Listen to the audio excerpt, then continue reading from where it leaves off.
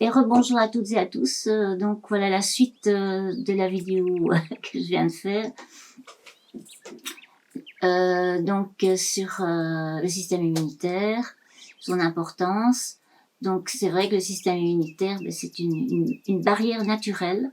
C'est une barrière naturelle qui est essentielle pour nous protéger et pour préserver notre santé. Voilà. Donc, parce qu'en effet, notre système immunitaire, il est géré, en fait, il est géré par la glande du thymus, qui est une glande endocrine. Donc, cette glande du thymus, dont on parle très peu d'ailleurs, on en parle très très peu, on entend très rarement parler, et dont je parle dans ma vidéo numéro 4, dans les centres majeurs, les centres du cœur. Ben, la glande du thymus se trouve donc située en haut du sternum, donc entre les deux poumons, et elle a un rôle essentiel donc pour nous protéger des agressions extérieures, quoi, des microbes, des bactéries, des infections, des virus de tout ordre, voilà. Donc c'est une barrière très importante qui nous empêche, qui nous renforce. C'est un peu comme comme en temps de guerre, hein, comme c'est la mode de dire ça. Ce sont des petits soldats, quoi, en fait, hein, des petits soldats qui travaillent pour nous, quoi. Donc cette glande du thymus, et donc actuellement, c'est ça qui est un gros problème, c'est que cette glande du thymus actuellement est très affaiblie chez de très nombreuses personnes. Cette glande du thymus, parce qu'elle est très sensible au stress, et elle est très sensible aussi aux pollutions, et aux pollutions électromagnétiques aussi, surtout. Donc ça, c'est les pollutions électromagnétiques dans lesquelles on baigne de plus en plus. Donc voilà, quoi, la glande thymus est fortement amoindrie, et comme on ne s'en occupe pas, voilà, elle est livrée elle-même, quoi, quelque part. Voilà. Et ce qui explique évidemment, donc entre autres, les grands problèmes de santé qu'il y a actuellement. Parce que bon, c'est une barrière, donc c'est très important de s'occuper, de renforcer notre thymus et notre immunité, quoi. Surtout principalement en cas d'épidémie virale ou autre. Et alors aussi d'autant plus de renforcer donc l'immunité, donc le thymus des personnes âgées, parce que automatiquement, au plus on est âgé, au plus le thymus vieillit aussi, hein, de toute façon. Donc il est moins actif, il est moins résistant. Ça c'est dû au vieillissement. Voilà.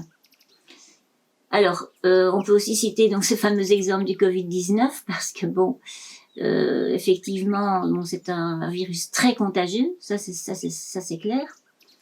Mais en fait, sa dangerosité est quand même relativement modérée, quoi. Ce n'est pas Ebola, ce n'est pas la peste, c'est pas le choléra, c'est pas voilà. Donc, je veux dire, là, il y a un souci. Il y a un souci du fait que justement notre système immunitaire n'est pas en forme, quoi. Hein, il n'est pas en forme, loin de là. Et donc de ce fait-là, ben, ça crée, parce que pourquoi, on peut se poser la question, pourquoi, puisqu'il y a 80% des personnes qui ont simplement un petit rhume ou un début de grippe, quoi, avec ce Covid-19. Et alors il y a quand même un gros pourcentage de gens qui ont des complications graves et qui vont jusqu'à la mort, quoi, qui sont mortels. Donc on peut se poser la question, je veux dire, alors c'est beaucoup des personnes âgées, donc aussi fatalement les personnes âgées, au plus on avance en âge, au plus notre thymus a des déficiences. Donc c'est de là l'importance de s'occuper justement de son thymus et de s'en préoccuper, quoi, hein, parce que. Et alors on se pose la question aussi, pourquoi les enfants, apparemment qui ont un système immunitaire beaucoup plus en forme que les adultes, donc les enfants sont finalement très peu concernés par ce Covid-19. Hein. Donc la question reste posée. Alors On peut voir aussi de plus en plus également des maladies, des problèmes de santé qui sont bénins, quoi, je dirais au départ. Je veux dire des infections bactériennes ou microbiennes, ou enfin des choses qui sont très courantes, qui n'ont rien de particulier. Et qui évoluent, ça on peut remarquer, ça fait déjà plusieurs années que c'est comme ça. C'est pas nouveau. Hein. Donc que c'est toutes ces choses-là, comme des bronchites banales, des choses comme ça, qui évoluent vers des complications, très vite vers des complications. Et à ce moment-là, oui, donc elles sont de plus en plus difficiles à soigner aussi. Et la guérison se fait de plus en plus tardivement. Donc ça, c'est quand même à observer aussi. Donc la guérison se fait de plus en plus tardivement. Et donc, oui, tardivement, cela malgré les traitements qui sont de plus en plus puissants, par contre aussi. Donc voilà, c'est de plus en plus difficile à soigner, quoi, en clair. Bon, les traitements sont de plus en plus puissants, on donne des antibiotiques, en veux-tu, en voilà, déjà. D'ailleurs, c'est pour ça qu'il y en a beaucoup d'antibiotiques qui ont perdu beaucoup de leur efficacité, d'ailleurs. Hein, parce qu'il y a eu des abus énormes d'antibiotiques. Donc les antibiotiques, après on démarre avec les antibiotiques, toujours en général on démarre déjà pour soigner les personnes avec des antibiotiques alors qu'il y a moyen de se soigner autrement et d'une manière beaucoup plus naturelle au départ, quoi. Et après on accède aux antibiotiques si vraiment il y a rien qui se passe et qu'il faut en prendre. Mais maintenant systématiquement on prescrit des antibiotiques. Bon, alors si après il n'y a pas d'effet, comme ça arrive souvent, après on passe à la cortisone. Alors la cortisone c'est pas anodin, hein. C'est pas anodin du tout d'ailleurs quand on sait que ça s'accumule dans l'organisme. Donc c'est loin d'être la panacée. Et après, si ça ne va toujours pas, alors on en arrive à des traitements à base d'opiacés ou de morphine en petite dose.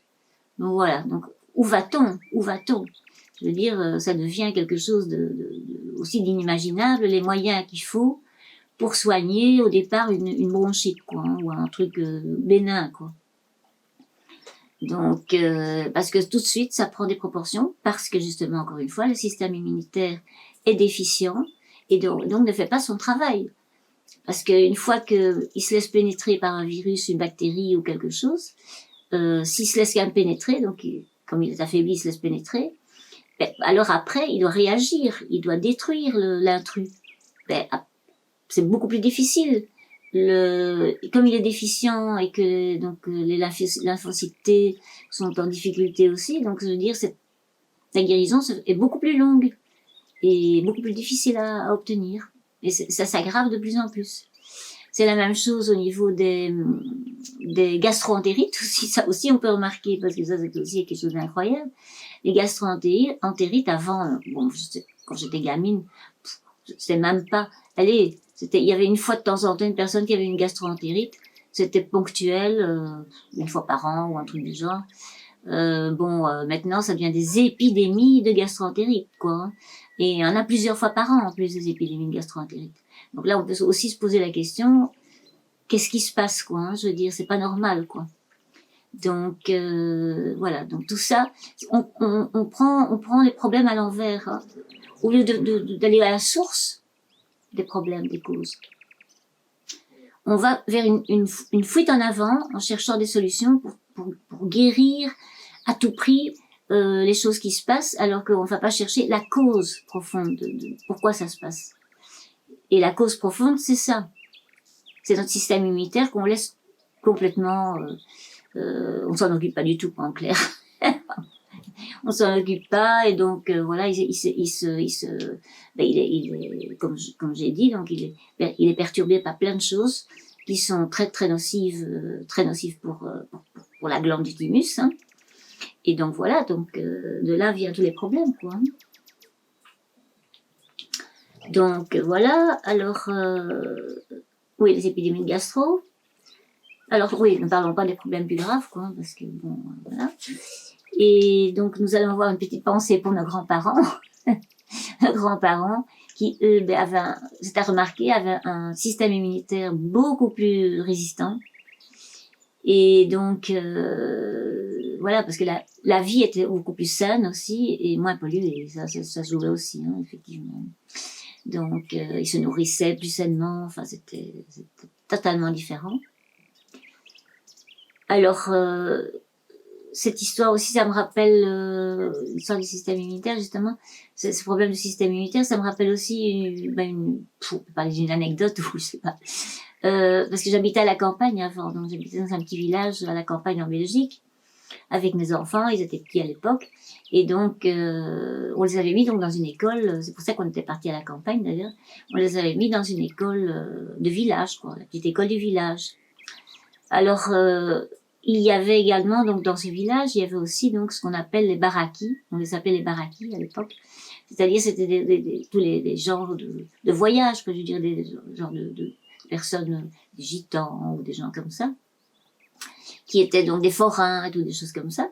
Et donc, ils avaient des enfants qui mettaient donc à l'école du village. Et alors, ce qui était quand même assez étonnant, c'est qu'en fait, en hiver, ces enfants-là, ils n'étaient pas spécialement habillés, ils n'avaient pas trop de sous, fatalement les parents, donc ils n'étaient pas habillés d'une manière extraordinaire. L'hygiène n'était pas non plus au top non plus. Et alors, ce qui est quand même assez interpellant, c'est qu'en fait, ces enfants sont venus à l'école et les autres enfants, des habitants du village, eux avaient des vêtements très chauds, tout ça, ils étaient équipés, voilà, ils étaient bien nourris, ils étaient lavés, nettoyés, enfin tout ça. Et donc, ceux qui tombaient malades, c'était pas les enfants des forains, c'était les enfants qui étaient hyper bien protégés. Voilà. Donc eux, les enfants des forains, là, ils n'étaient jamais malades. Hein. Donc ils avaient un système immunitaire qui était bien renforcé, puisque fatalement, ils avaient peut-être froid aussi, ils avaient peut-être plus faim aussi, j'en sais rien. Enfin, et ils avaient l'hygiène, enfin tout ça, ça joue. Hein.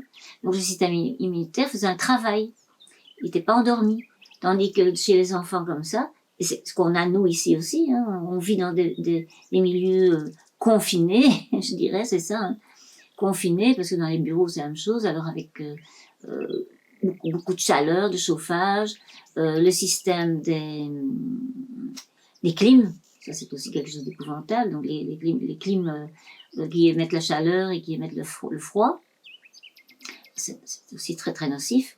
Et donc voilà, donc on est confiné et le système immunitaire s'endort. Parce qu'alors on nettoie aussi, on nettoie tout, antibactérien, anti-ci, anti-là, donc tout est nettoyé, décapé, et donc c'est pas bon non plus de vivre dans un univers comme ça, parce que ça ne fait qu'affaiblir notre système immunitaire, qui lui finit par s'endormir, puisqu'il ne doit plus rien défendre, puisqu'il n'y a plus rien.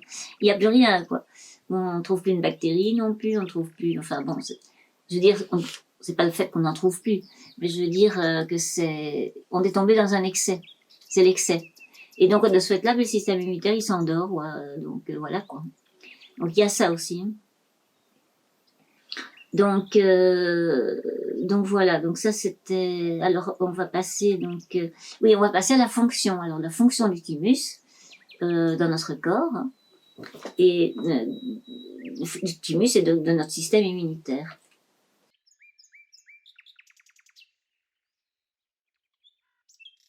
Alors vous venez de voir sur votre écran le rôle du thymus et du système immunitaire dans notre corps. Donc la glande du thymus, ça je l'ai déjà dit, donc c'est une glande endocrine, fait partie des glandes endocrines, qui se trouve située donc en haut du sternum, entre les deux poumons, un peu plus bas que la base du cou. Alors, cette glande du thymus, en fait, c'est elle qui produit et qui gère donc certains globules blancs, donc qui sont donc les lymphocytes T, les lymphocytes NK et aussi les lymphocytes B. Alors, les lymphocytes T, donc ça, ce sont vraiment les petits soldats dont on parlait tout à l'heure.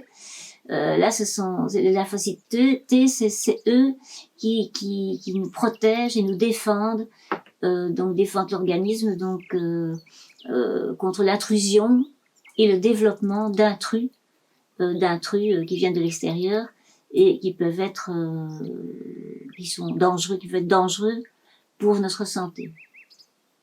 Donc ça c'est le rôle donc des lymphocytes T. Alors il y a également les lymphocytes NK qui eux, enfin tous les trois lymphocytes T, tous les trois lymphocytes détruisent les cellules, détruisent les intrus qui sont entrés.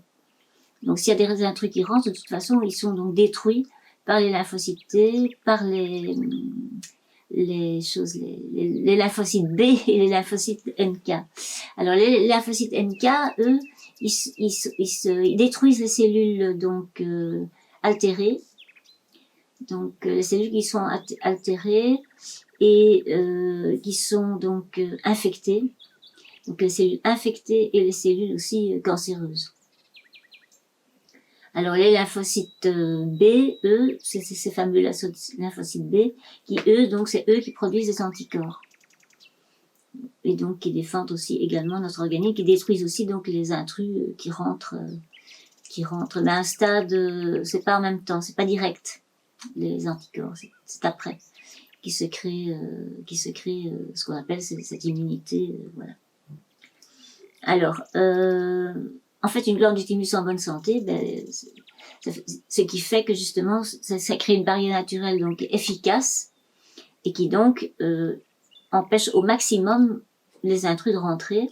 Donc, ce qui nous permet de nous soigner aussi plus facilement. En fait, un thymus en bonne santé, c'est aussi le fait qu'on est guéri plus rapidement. Parce que fatalement, tous ces lymphocytes travaillent pour empêcher que ça s'infecte et que ils détruisent les intrus directement, d'autres plus tard, puisque c'est des anticorps. Mais bon, voilà, ça c'est leur rôle. Et si tout ça fonctionne bien, on reste on résiste à beaucoup plus de choses, donc on reste en bonne santé et on ne se laisse pas envahir par des intrus de tout ordre, voilà.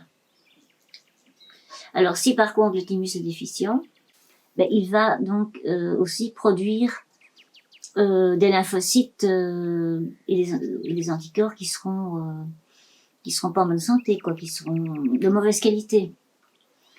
Et donc ils seront beaucoup moins performants. Et donc la barrière naturelle sera beaucoup moins efficace. Hein. Elle sera déficiente, donc elle sera pas au top, hein, ça c'est sûr. Et c'est l'exemple en fait d'une digue en fait. Hein. La mer et la digue, donc une digue, voilà, si la digue est endommagée, qu'elle est fissurée, la mer finira par pénétrer petit à petit dans les fissures. Et puis les vagues l'eau finira par passer de l'autre côté et ça peut causer beaucoup de dégâts. Voilà. Donc c'est aussi une des raisons pour laquelle il y a des personnes donc, qui sont étant privées de leur barrière naturelle, elles captent tout ce qui passe quoi, hein, finalement, parce qu'il y a plus de barrière. Donc elles captent tout ce qui passe et elles se font envahir par des intrus de tout ordre. Ce qui est le cas ici avec le Covid-19. Je suis persuadée que si beaucoup de personnes avaient eu un système immunitaire en bon état, on n'en serait pas à ce qu'on est maintenant, à ce qui s'est passé maintenant. D'ailleurs, effectivement, il y a des personnes qui n'ont quasi pas grand-chose, hein, donc un rhume ou des petits symptômes de grippe, c'est tout. Parce que elles ont sans doute un système immunitaire beaucoup plus puissant. Et donc, voilà, ça les aide à surmonter beaucoup plus facilement le problème de ce virus. Donc voilà, la question est posée. Voilà, la question est posée. Voilà, donc, alors, maintenant, on va passer donc aux dernières séquences. La dernière séquence, c'est comment faire donc pour renforcer ce système immunitaire, parce qu'on n'arrête pas d'en parler. Comment faire pour renforcer ce système immunitaire? Alors, donc voilà, on va faire ça dans la séquence suivante. Ben, à très bientôt. À très bientôt. Prenez tous bien soin de vous, surtout et de vos proches. Et partagez ce message du cœur, à tous ceux que vous aimez. Voilà. Je vous en remercie d'avance. Et je vous fais plein, je vous envoie plein d'arc-en-ciel de lumière. Et je vous dis à très bientôt.